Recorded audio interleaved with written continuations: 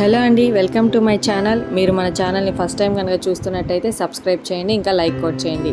మీరు లైక్ చేయటం వల్ల ఈ వీడియో అనేది ఇంకా కొంచెం మందికి రీచ్ అవుతుంది, వాళ్ళకి ఉపయోగపడుతుంది. ఈరోజు అయితే నేను మీకు చికెన్ గ్రేవీ కర్రీ ఎలా తయారు చేస్తారో చూపిస్తానమాట.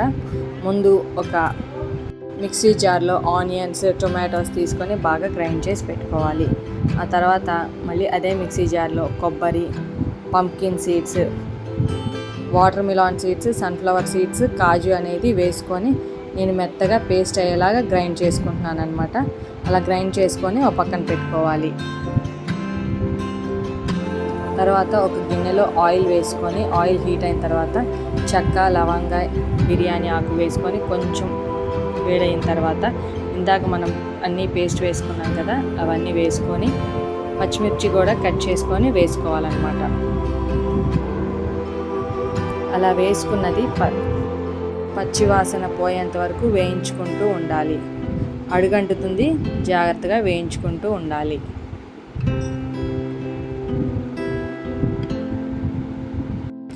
తర్వాత ఇంకొక చిన్న టొమాటో కూడా అందులో చిన్న చిన్న పీసెస్గా కట్ చేసుకొని వేసుకోవాలన్నమాట.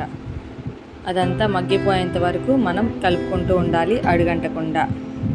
తర్వాత ఇందులో అల్లం వెల్లుల్లి పేస్ట్ కూడా వేసుకొని బాగా కలుపుకోవాలి. ఇది కూడా పచ్చివాసన పోయేంత వరకు కలుపుతూ ఉండాలి. అడుగంటకుండా మిక్స్ చేస్తూనే ఉండాలి.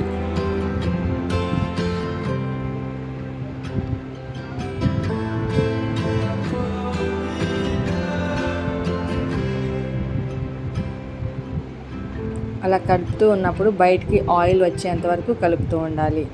తర్వాత ఆల్రెడీ కడిగి పెట్టుకున్న చికెన్ని అందులో వేసుకోవాలి.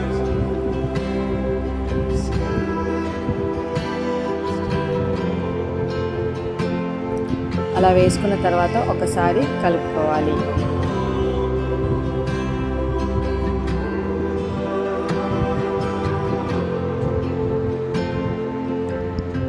ఆ తర్వాత అందులో కారం, పసుపు, ఉప్పు వేసుకొని ఒకసారి కలుపుకోవాలి.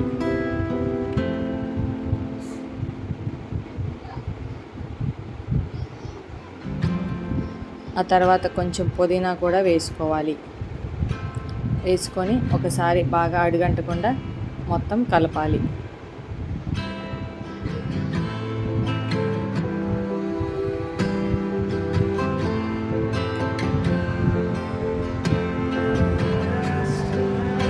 తర్వాత ఒక 2 స్పూన్స్ పెరుగు అయితే యాడ్ చేసుకున్నాను.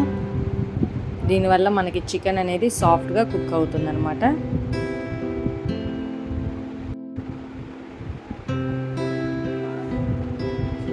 అలా మళ్ళీ ఒకసారి మిక్స్ చేసుకోవాలి.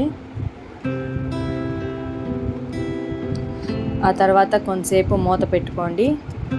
అప్పుడు చికెన్లో ఉన్న వాటర్ అంతా బయటకు వస్తుంది.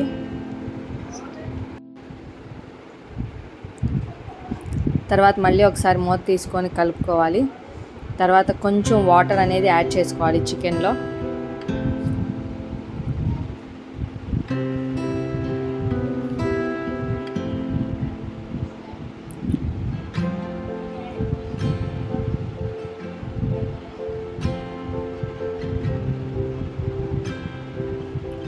అలా యాడ్ చేసుకొని మూత పెట్టుకున్న తర్వాత ఇంకా అది ఉడుకుతూ ఉంటుందన్నమాట.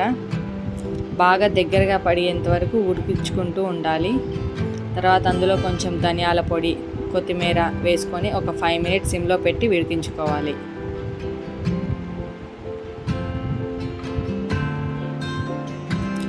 బాగా దగ్గర పడేంత వరకు ఉడికించుకుంటే ఇంకా చాలా బాగుంటుంది టేస్ట్.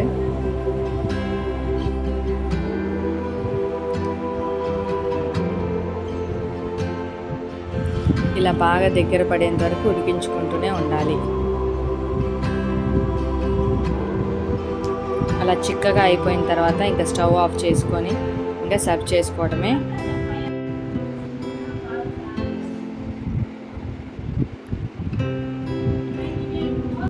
దీన్ని మనం బిర్యానీ రైస్తో కానీ, బగారా రైస్తో కానీ, వైట్ రైస్తో కానీ దేంతో సర్వ్ చేసుకున్నా ఎంతో టేస్టీగా ఉంటుంది.